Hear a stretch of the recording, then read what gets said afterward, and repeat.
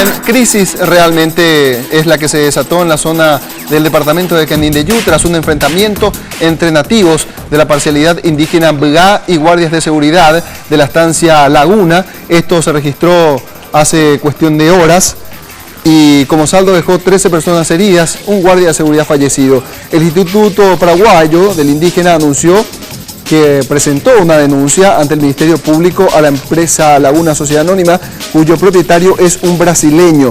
Esto luego del ataque de 50 guardias privados que, además de herir a 3 indígenas y matar a una mujer, robaron dinero, pertenencias y animales. Según el titular del INDI, Jorge Servín, este sostiene que pide constantemente al empresario que compró las 5.000 hectáreas con los nativos adentro que pueda rectificar la situación por la que están atravesando en esa zona del país y que también ha requerido insistentemente los documentos de propiedad, es decir, los títulos de esta propiedad.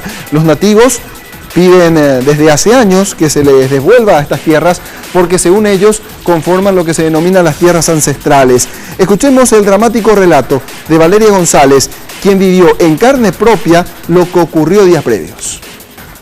Ombokapu ore ari na ojapi semena pe ha ojapi pe ten karai pe hesape ha pe ore jagrapa orebe pe ore jagrapa ore moñeno ore monai vure serha to punumba serere se golpea hikwai ape ha ore oi pe apa ore heguila ore documento oi pe apa ore heguila roche camija pe ayudo ñeme akwe plata mija moi con de umia akwera ora ha paite ore hegui pono que la va ve pe aviso rome o fuera ha celular o fuera ha ore documento ha oche chapi pe sagua 2 añitos mitami ha oche chapi cuña caray cuña caray mitano su joven oche chapi chiva pe.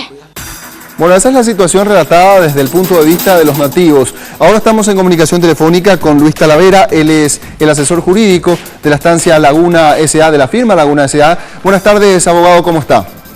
Muy buenas tardes para ti y para toda la audiencia. Bueno, usted comprenderá que el saludo es una mera formalidad, la situación realmente es crítica y queremos conocer cuál es la versión de ustedes. Reportábamos, y no sé si usted escuchó recientemente, la versión de los nativos, quienes afirman que fueron atacados directamente por estos guardias de seguridad y que ellos reaccionaron en consecuencia. Bueno, nosotros hemos hecho una denuncia formal de invasión inmueble sobre el grupo indígena el 8 de abril de este año. Presentamos la denuncia ante la Fiscalía, solicitamos la intervención, la presencia del Ministerio Público, que se constituyeron en el inmueble de la firma Laguna, constataron que realmente había presencia de indígenas de data reciente, era de un día. Ellos recibieron la intimación del Ministerio Público que abandonaran el lugar, no lo hicieron. En ese momento el Ministerio Público ya no tomó ninguna acción, se llamó a silencio. Entonces, ante esta realidad, nosotros iniciamos un interdicto de recobrar la posesión ante el juzgado de primera instancia en lo civil de Salto y Guairá. De esta acción se le corre notificación traslado al INDI el 16 de abril de 2014, en la que se solicita la intervención, la participación del INDI a fin de zanjar el problema. Nosotros, como empresa, en forma particular, al día siguiente de la invasión, por nota del 9 de abril del 2014, por mesa de entrada número 973, le comunicamos al presidente del INDI la situación y le solicitamos su intervención. El INDI toma carta en el asunto el 24 de abril a través de la notificación recibida del juzgado, y antes de discutir la cuestión se va y solicita la suspensión de la audiencia. El pedido a la cual accede el juzgado se suspende, se fije una nueva audiencia para el 20 de mayo. Llega el 20 de mayo, el asesor jurídico del INDI concurre nuevamente y presenta una recusación sin expresión de causa contra la juez, suspendiendo de vuelta la sustanciación del juicio. Le avisamos nuevamente al INDI a través de un memorándum de fecha 9 de mayo que la situación se iba agravando. Nos recibió la nota el abogado Víctor Gómez a las 11:27, todo esto estamos con recibo de mesa de entrada de Secretaría General, el INDI, ¿verdad? Diciéndole en este momento de que había un avance peligroso en los invasores que se están acercando a la sede de la firma con el probable objetivo de tomar el mismo control, ¿verdad? Y también avisamos de que se estaban matando animales. Sin embargo, ni el INDI ni la Policía Nacional, que también recibió la misma comunicación y el mismo pedido de auxilio de parte de la firma y el Ministerio del Interior, no tomaron las debidas cartas en el asunto. Esta situación lamentablemente se produjo como consecuencia de la inacción de las instituciones del Estado. Ahora, abogado, se desentendieron del caso. Ahora, los INDI recibieron, voy a explicar, sí, 2.600 hectáreas de este grupo empresarial hace varios años, en donde ellos están asentados, de las cuales 2.000 hectáreas ellos arrendaron a colonos brasileros y prácticamente se quedaron otra vez sin tierra y tuvieron se sintieron obligados a realizar una nueva invasión para quedarse otra vez con nuevas tierras. Ahora, doctor, esa es la situación. Permítame, por lo que estoy escuchando, entiendo perfectamente que usted me hizo un análisis contextual, incluso con los antecedentes del hecho, pero básicamente me queda la impresión de que usted está justificando esta acción que tomaron los guardias como una cuestión de búsqueda de justicia por mano propia. No, de ninguna manera, de ninguna manera. Los guardias, para empezar, no es de la firma. Los guardias son de una empresa tercerizada contratada por la firma, la empresa Leo S.A. ¿Alguien tuvo que dar la orden? Bueno, entonces no, hay que escuchar las dos versiones. Sí. Las dos versiones. Por eso le pregunto. Sí, por eso. Nosotros tuvimos dos acontecimientos recientes en esta semana. El lunes último, la matanza de 3 cabezas de ganado vacuno que se denunció nuevamente a la policía y a la fiscalía. El jueves llega el UJIER notificador del Tribunal de Apelaciones para llevar una notificación a los indígenas y fue recibido a balazos. Tuvo que correr del lugar. A raíz de esta situación, una nueva denuncia se presenta ante las autoridades correspondientes sin ninguna reacción. ¿Qué sucedió en el día de ayer? Todos los guardias de seguridad estuvieron munidos con balines de goma. Eso fue siempre la orden del grupo empresarial de la empresa Leo S.A.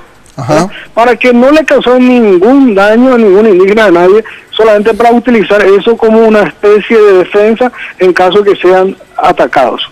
En esta ocasión, según informes, yo no estuve en el lugar, pero según informes de la empresa de seguridad, en un recorrido de rutina que ellos estaban haciendo, fueron emboscados por los indígenas, fueron secuestrados 2 de los miembros de guardia del equipo de guardia de seguridad, y ante esta situación sus compañeros quisieron rescatarlo, el resto de los guardias de seguridad, y ahí se produce el enfrentamiento y fueron recibidos por los indígenas con balas de plomo, contrariamente a los guardias de seguridad que tenían balines de plomo. Por eso no hay un indígena herido en realidad de gravedad, gracias a Dios. Ellos también denuncian el fallecimiento de una mujer.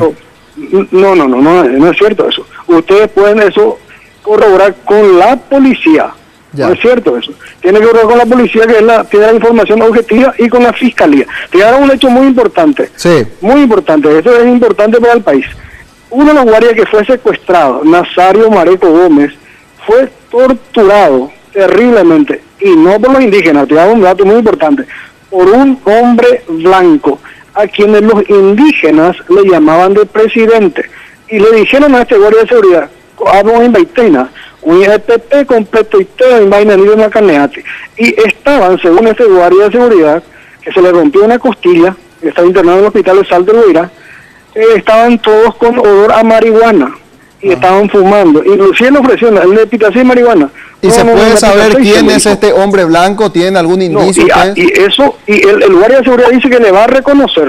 Ya. Si es que le ve. Pero eso es un trabajo de la policía y de la fiscalía. Don Luis Talavera, muchas gracias por esta comunicación. Queríamos tener también la versión de ustedes. Mira, hay un guardia muerto. Sí, es cierto. Hay 3 guardias heridos. Y el Ministerio Público tiene que hacer los deberes como corresponde. Claro, tiene que hacer. Mira, esta es una situación grave que nosotros lamentamos, pero esta es la ausencia de las instituciones. Lastimosamente. Y nuevamente en esta zona del país hay que recordar el antecedente de lo que ocurrió también en Curuguatí. Gracias, abogado. Así es. Ahí está, el abogado Luis Talavera dando su versión de esta historia. Me confirman que está la señora Raquel Peralta en comunicación con nosotros. ¿Qué tal, señora? ¿Cómo está? Muy bien, gracias. Muy buenas tardes para ti y para la teleaudiencia. Recién acabamos de hablar con el abogado Luis Talavera, representante de la firma Laguna S.A., y nos decía que fueron los nativos quienes atacaron a estos guardias de seguridad, tomando incluso a 2 de rehén, y que posteriormente se da la reacción de los guardias de seguridad para rescatar a sus compañeros. ¿Cuál es la versión que tienen ustedes? Totalmente diferente. ¿Y nos puede explicar, por favor? Totalmente diferente. Según ellos, en horas muy tempranas, ellos escucharon disparos, ¿verdad?, alrededor de la comunidad, en el monte, y de repente ya veían que avanzaban gente, ¿verdad?, uniformada y por supuesto con arma en mano, y gritando que esto es un desalojo, policía, desalojo, y bueno, todo al piso, todo al suelo, y bueno, los que podían, o sea, la mayoría, prácticamente el 95% de la comunidad huyó a los montes que hay alrededor y cerca donde podían. Mujeres y niños fueron acorralados en una casa prácticamente, y allí fueron baleados. ¿Los indígenas tienen armas de fuego, señora? ¿Cómo? Si tienen armas de fuego, ¿tienen un grupo armado los miembros de esta comunidad nativa? No, de ninguna manera. Si no, la historia hubiera sido diferente. Los indígenas no hubieran huido si es que tenían armas de fuego. Hay un guardia fallecido, dicen. Sí, yo escuché también que hay un guardia fallecido, pero los indígenas dicen que esas personas que vinieron, que fueron, entre comillas, contratadas para este trabajo, para venir a atropellar y prácticamente matar a los indígenas, ni se conocían entre ellos. Ajá. Ni se conocían entre ellos, o sea, entre ellos mismos se baleaban delante de los indígenas. O sea, según la versión de los nativos, este guardia falleció en manos del grupo que fue a atacar. Es la versión que ellos tienen. Ahora, se habla de la presencia de un hombre blanco, obviamente, según decía este abogado, que no forma parte de la comunidad nativa y a quien ellos identificaban como el presidente. ¿Ustedes saben algo al respecto? No. Aquí el presidente, don Ramón, que es un indígena, el líder de la zona, de todas las comunidades de la zona de Huirarobaná. Él es el presidente de la asociación de las comunidades de Canindeyú. ¿Y tiene la tez blanca él? No, de ninguna manera. ¿Es un nativo? No, es un nativo, es el líder de una comunidad vecina y es presidente de la asociación de las comunidades de la zona de Huirarobaná. ¿Qué van a hacer ustedes como parte de un equipo de trabajo que va acompañando la labor precisamente, no solamente de esta comunidad nativa, sino de otras en el país? ¿Van a presentar acciones legales? ¿Ya lo hicieron? Ya, sí, claro. En este momento está el fiscal, al fin el Estado, aparte del INDI, se hizo presente, ¿verdad? Porque hasta el momento los indígenas en esta situación totalmente abandonados, en situación de zozobra y de mucho miedo, ¿verdad? Porque usted sabe que 13 o 14 personas fueron heridas. Ajá. Y bueno, ellos no saben si van a volver aquí o cómo va a ser, o sea, hay mucho temor, hay mucho nerviosismo, ¿verdad? Y entonces, pero nosotros vamos a seguir, lo que queremos es que se pueda esclarecer este tema. No puede ser que quede así, o sea, no puede ser que una empresa contrate a personas para que vengan a matarle a otras. No, obviamente. Esto es el colmo, esto no tiene nombre, ¿verdad? No, claro. No tiene nombre, y estas personas que aparecieron, que ellos dicen, los indígenas les tenían como rehenes. Esta mañana apareció una, y esta persona es campesina, pobre. El pobre confesó cómo fue contratado para ese trabajo y salió fuertemente armado, pálido. O sea, ¿ustedes están diciendo que contrataron una especie de sicarios para ir a atacar a los nativos? Totalmente, él lo confesó, el que salió ayer también lo confesó lo mismo. Dice, no sabíamos a qué veníamos, en principio nos dijeron que veníamos para cuidar linderos, pero cuando ya estábamos dentro de la estancia nos dijeron que tenemos que venir a matarle a los indios. Así mismo dijeron. Muchas gracias, señora Raquel Peralta, contundente su testimonio. Y bueno.